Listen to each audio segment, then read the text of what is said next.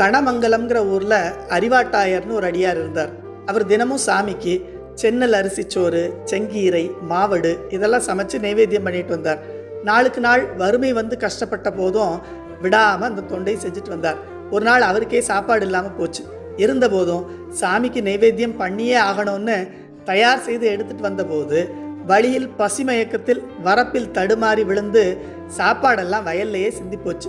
சாமிக்கு இன்னைக்கு உணவு படைக்க முடியாமல் போச்சு, அவர் பட்டினியோடு இருப்பார், இதுக்கு மேலே நாம் வாழ்கிறதுல அர்த்தமே இல்லைன்னு வாளால் தன் கழுத்தை அறுத்துக்க போனார். அப்போது உடனே வரப்பிலிருந்து ஒரு கை தோன்றி கீழே சிந்திய அந்த சென்னல் அரிசி சோறெல்லாம் சாப்பிட்டதோடு மாவடுவை கடிக்கும் ஓசையும் அவருக்கு கேட்டதாம்.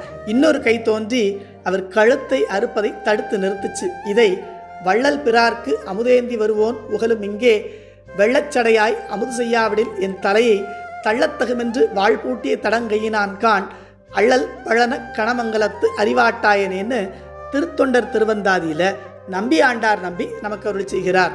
அதனால் நாம் பூசையில் சாமிக்கு படைக்கும் நைவேத்தியம் சக்கரை பொங்கல், புளியோதரை, சுத்தான்னம் இதெல்லாம் இருந்தால் சிறப்பு. வாய்ப்பில்லாத போது உள்ளன்போடு ஒரு பழத்தை கொடுத்தாலும் எப்படி அறிவாட்டாய நாயனார் கொண்டு வந்த அந்த சென்னல் அரிசிச்சோறு வரப்பில் சிந்திய போதும் அதை அன்பாக எடுத்து சாப்பிட்டு அருள் பண்ணினாரோ அதே போல நாம் அன்போடு கொடுக்கும் நைவேத்தியத்தை அவர் மனதார